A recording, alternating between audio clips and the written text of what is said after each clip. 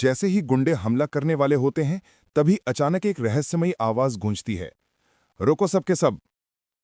अगले ही पल वांग फुगवई तूफान की तरह अंदर घुसता है, जोर से चिल्लाते हुए कि कौन बदमाश उसके दोस्त फान पर हाथ डालने की हिम्मत कर रहा है। गुंडे कुछ समझ पाते उससे पहले ही फुगवई उनकी गर्दनें पकड़ लेता है और दोनों के सिर टकरा कर धड़ाम से गिरा देता है। गुलाबी सूट पहने प्लेबॉय की आंखें फटी रह जाती हैं। वह कांपती उंगली उठाकर हकलाते हुए पूछता है कि ये क्या कर रहा है यहां। नवागंतुक छाती चौड़ी करके कहता है, नाम है वांग फुगवई, यही फान का सबसे पक्का दोस्त। अब से इसके पीछे मेरी नजर है। यही को अपना बचपन याद आता है, कैसे फुगवई हमेशा उसकी बेवकूफ़ी भरी हरकतों के बावजूद उसके साथ खड़ा रहा करता था। वह सोचता है कि एक दिन वह जरूर इस वफादारी का कर्ज चुकाएगा। विलेन आपस में फुसफुसाने लगते हैं। उन्हें पता है कि फुगवई शहर के टॉप फाइटर्स में से एक है और बेहमत से पंगा लेना मौत को बुलाना है। दो गुंडे बेहोश होकर जमीन पर फंसे पड़े देखकर प्लेबॉय और उसका सुनहरे बालों वाला साथी तुरंत भागने की कोशिश करते हैं। भागते हुए वो मन ही मन गुस्से से तिलमिलाता है, फुगवई हमेशा इस बेवकूफ को नहीं बचा पाएगा, मैं उसकी बीवी तो चुरा कर ही रहूंगा। खतरा टलते ही फुगवई मुस्कुराते हुए बताता है कि उसे दावत में हुई सारी ड्रामा की खबर पहले ही मिल चुकी है। वो फान को जोरदार भालू झप्पी में खींच लेता है और मजाक उड़ाता है, साथ साथ खूबसूरत बीवियां, कोई भी मर्द खुशी के मारे पागल हो जाए। बेचारा फान लगभग दम घुटने से बेहाल हो जाता है और मन ही मन बड़बड़ाता है कि वो ऐसा कोई अय्याश नहीं है, पर फुगवई उसकी बात अनसुनी करते हुए हंसता रहता है, यही तो तू है, मान ले। अचानक फुगवई की नजर बदल जाती है। उसकी आंखें सिकुड़ जाती हैं जैसे उसे कुछ अजीब महसूस हुआ हो। वह फान के करीब झुककर उसकी पोशाक को सूंघने लगता है। संदेह भरी आवाज में पूछता है, तेरी आभा बदली बदली लग रही है, कहीं तू ठीक तो नहीं हो गया, क्या चल रहा है? फान मन ही मन सोचता है, ये आदमी तो हद से ज्यादा तेज है, और तुरंत मूर्खतापूर्ण मासूम चेहरा बनाकर अनजान बनने लगता है। उसी वक्त दोनों का ध्यान किसी और जाता है। उनकी खूबसूरत पत्नी आगे बढ़ती हुई नाराजगी से कहती है, अरे तुम अचानक गायब कहाँ हो गए थे? मैं तो मेकअप ठीक कर रही थी, ठीक हो ना? फुगवई तुरंत सम्मान से झुक जाता है और गंभीर स्वर में कहता है, भाभी, जब तक आप मौजूद हैं मैं जान देकर भी भाई फान की रक्षा करूंगा। लड़की मुस्कुराती है, राहत महसूस करते हुए, अच्छा है, मेरे पति को इतना भरोसेमंद साथी मिला, धन्यवाद। जल्द ही सभी की नजरें मंच की ओर मुड़ती हैं, जहां उद्घोषक भव्य अंदाज में शिया ग्रुप की ताकतवर अध्यक्ष मिसेस शिया के आगमन की घोषणा करता है।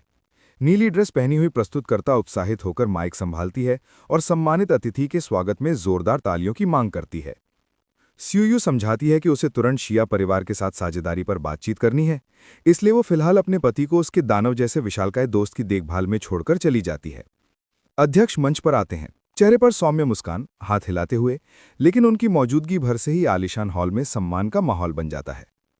तालियां बजाते हुए गुलाबी सूट वाला प्रतिद्वंदित तिरछा मुस्कुराता है। मनी मन सोचता है कि एक बार सौदा पक्का होते ही हीरो की पत्नी खुद उसके पैरों में गिरने आएगी।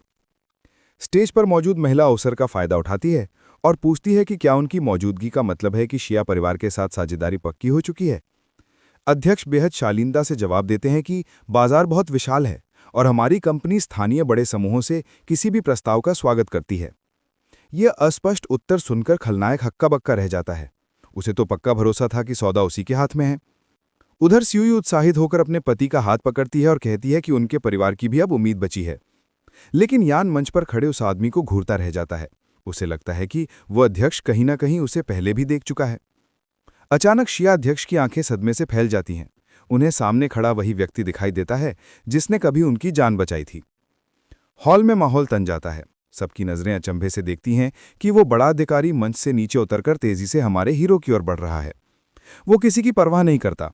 उसके कदम तभी रुकते हैं जब वो यान के बिल्कुल सामने पहुंच जाता है।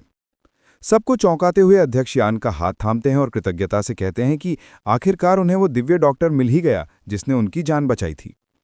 जियाओ परिवार का प्लेबॉय ये देखकर आग बबूला होता है। उसे समझ नहीं आता कि इतना शक्तिशाली व्यक्ति एक मूर्ख जैसे दिखने वाले इंसान की ओर ध्यान क्यों दे रहा है। ईर्ष्या के मारे वो बीच में कूद पड़ता है और चिल्लाकर कहता है कि अध्यक्ष गलती कर रहे हैं, क्योंकि यान तो आधा पागल है। वो आगे झुककर फुसफुसाता है कि मिस शिया को वाई परिवार से दूर ही रहना चाहिए, क्योंकि वो कंगाल हैं और समस्याओं में डूबे हुए हैं। लेकिन अध्यक्ष शिया को इन बकवास बातों में जरा भी इंटरेस्ट नहीं। वो गुस्से में उस आदमी पर चिल्लाते हैं कि उन्होंने किसी को गलत नहीं पहचाना। फिर वो यान की ओर मुड़ते हैं और बताते हैं कि 5 साल पहले जब वो मौत के करीब थे, तब ये युवा डॉक्टर ही था जिसने उनकी जान बचाई थी। शिवयू बीच में बताती है कि उसी समय यान का कार एक्सीडेंट हो गया था, जिसकी वजह से उसकी मानसिक स्थिति थोड़ी कमजोर हो गई। अध्यक्ष तुरंत बात समझ जाते हैं। यान ने उन्हें बचाया और उसी के तुरंत बाद उसका एक्सीडेंट हो गया। इसका मतलब यह है कि उन पर यान का कर्ज और भी बड़ा है। कर्ज चुकाने के दृढ़ निश्चय के साथ वो खलनायक को पूरी तरह नजरअंदाज करते हुए शिवयू से पूछते हैं कि क्या वो उनकी कंपनी के साथ एक विशेष साझेदारी स्वीकार करेंगी। गुलाबी सूट वाला प्रतिद्वंदी घबरा जाता है। वो चेतावनी देता है कि सू परिवार ब्लैकलिस्टेड है और इससे शिया ग्रुप की बदनामी हो सकती है। अध्यक्ष का सब्र टूट जाता है। वो ऊंची आवाज में कहते हैं कि अगर यान ना होता तो आज वो जिंदा भी ना होते, तो उन्हें किसी की धमकियों से बिल्कुल डर नहीं।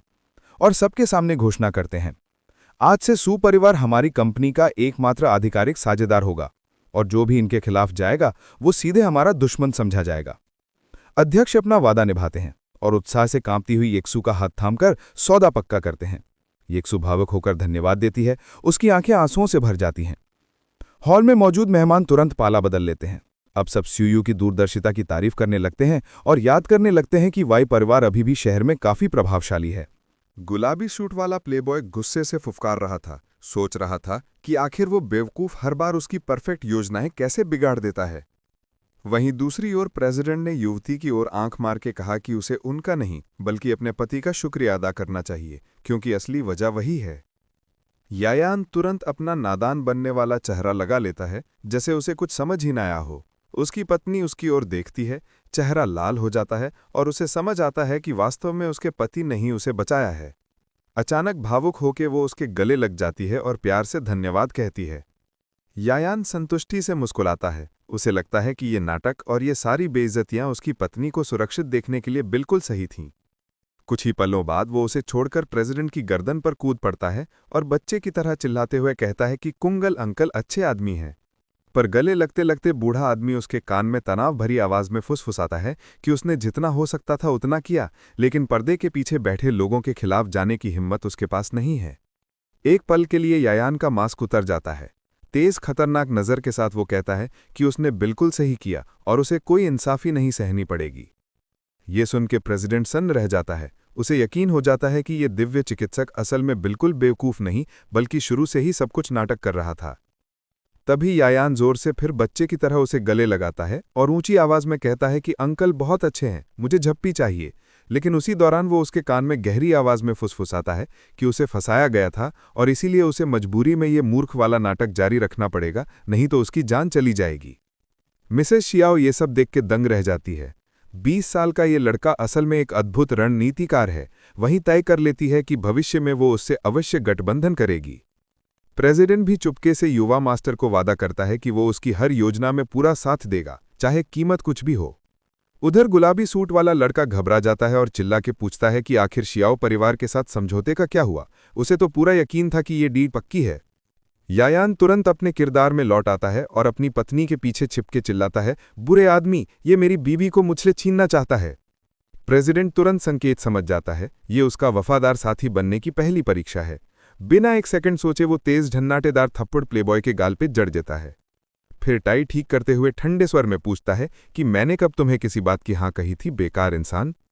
शियाओ परिवार का वारिस चौंक के अपने गाल को पकड़ता है और रोते हुए कहता है कि उसे सबके सामने बेवजह क्यों मारा गया।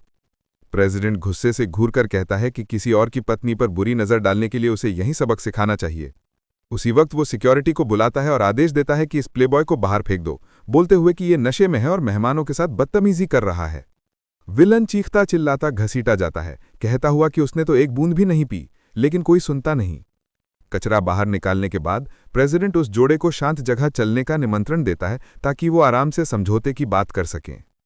बाहर अपमानित प्लेबॉय को उसके गुंडे सहारा देते हुए खड़ा रखते हैं। वो गुस्से से कांप रहा है। सड़क पर कचरे की तरह फेंके जाने का अपमान वो भूलेगा नहीं। अपने चेहरे को झटके से पहुंचते हुए वो गुर्राता है कि ये सब के लिए सिर्फ यही बेवकूफ, ये फान जिम्मेदार है और वो इस अपमान की भारी कीमत चुकाएगा। तभी उसका सुनहरा बालों वाला दोस्त दुष्ट मुस्कान के साथ पूछता है कि क्या गुंडे अपनी जगह तैयार हैं। विलन पागलों भरी नजर से पुष्टि करता है कि जाल बिछ गया है और आज रात वो कमीना अपने घर तक कभी नहीं पहुंचेगा। उधर शहर की सूनी सड़कों पर लाल कार हवा की तरह सरक रही है और अंदर बैठे युगल को आगामी खतरे का जरा भी अंदाजा नहीं। कार में एक अजीब सी शांत खामोशी छाई है। युशी गाड़ी चला रही है, पर उसकी नज़रें बार बार अपने पति के चेहरे पर टिक जाती हैं।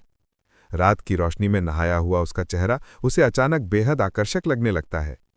उसका चेहरा टमाटर जैसा लाल हो जाता है, दिल तेजी से धड़कता है। उसे एहसास होता है कि वो अपने पति पर पूरी तरह फिदा हो चुकी है। यायान शांत, रहस्यमयी और आत्मविश्वास से भरी आभा के साथ बैठा है, बिल्कुल अनजान कि उसे ऐसे निहारा जा रहा है। थोड़ी देर बाद वो उसकी ओर मुड़ता है और माहौल तोड़ते हुए उसकी जांघ पर हाथ रख के सीधे पूछता है, तो मेरी बीवी को क्या लग रहा है कि मैं बहुत हैंडसम हूं? वो बाहर से शांत दिखने की कोशिश करती है, लेकिन उसकी आवाज में हकलाहट साफ सुनाई देती है। हमारा हीरो हल्का सा मुस्कुराता है और चुटकी लेते हुए कहता है, अगर तुम्हें जो दिख रहा है पसंद आ रहा है तो मैं तुम्हें आईफिल टी भी दे सकता हूं। उस मजाक के साथ ही लड़की की कल्पनाएं उफान मार देती हैं। उसके मन में एक तेज अनियंत्रित ख्याल दौड़ जाता है, जैसे उसे अपने भोले भाले पति के साथ अभी इसी पल परिवार बसाने की जरूरत हो। स्टीयरिंग पर उसकी पकड़ कस जाती है। वो अंदर ही अंदर शर्म से जल रही हैं, ये सोचकर कि अगर उसे अपने मासूम पति को बच्चा बनाने की प्रक्रिया तक समझानी पड़ी तो वो तो सच में कहीं मुंह दिखाने लायक नहीं बचेगी। उसकी घबराहट छिपती नहीं। यायान धीरे से उसका पैर छूता है और उसे महसूस होता है एक गर्म आध्यात्मिक ऊर्जा उसके शरीर में फैलने लगती है। वो हैरान होकर पूछता है, तुम इतनी लाल क्यों हो रही हो? उस स्पर्श का असर तुरंत होता है। यीकू एक हल्की सी सांस रोक नहीं पाती। उसके शरीर में गर्माहट और सिहरन की एक तेज लहर दौड़ जाती है। कार हल्का सा झटका खाती है। वो पल की तीव्रता में खुद को संभाल नहीं पाती। यायान समझ जाता है कि कुछ अलग हो रहा है। जब भी वो उसके पास आता है, उसके भीतर कोई अद्भुत गर्म ऊर्जा सक्रिय हो जाती है। वो सोच में पड़ जाता है। शायद उसकी खोई हुई शक्तियों की कुंजी उसी के साथ शारीरिक संपर्क है। लेकिन येको को उससे मतलब नहीं। उसके मन में बस एक ही बात है कि उसने सच में किस्मत का जैकपॉट मार लिया है। उसका खूबसूरत पति अब पूरी तरह उसका है। वो उसे कसकर पकड़ती हैं और फुसफुसाती हैं कि उन्हें अब और इंतजार नहीं करना चाहिए, उन्हें परिवार शुरू कर देना चाहिए। लेकिन इस प्यार भरे पल की गर्मी तभी टूटती है। यायान की आंखों में अचानक एक ठंडी चमक उभरती है। उसे खतरे की गंध आती है। वो एक मासूम सा बहाना बनाते हुए कहता है, रुको, मुझे झाड़ियों में छोटा सा काम निपटाना है। कार जरा रोको। अब भी आधी बेहोशी और आधी फैंटेसी में डूबी यीकू मान जाती है। यायान कार से उतरता है, भोली मुस्कान के साथ हाथ हिलाता है, लेकिन उसके भीतर सतर्कता तलवार की धार की तरह तेज हो चुकी है। दूर अंधेरे में छिपा खलनायक सब देख रहा है। उसे अपनी किस्मत पर यकीन नहीं होता। वो आदमी जिसे वो मूर्ख मानता था, खुद ही कार से दूर निकल आया है। उसकी आंखों में दुष्ट चमक जागती है। वो अपने आदमियों को आदेश देता है, उसका पीछा करो और जंगल की छाया में उसे खत्म कर दो, कोई निशान नहीं बचे।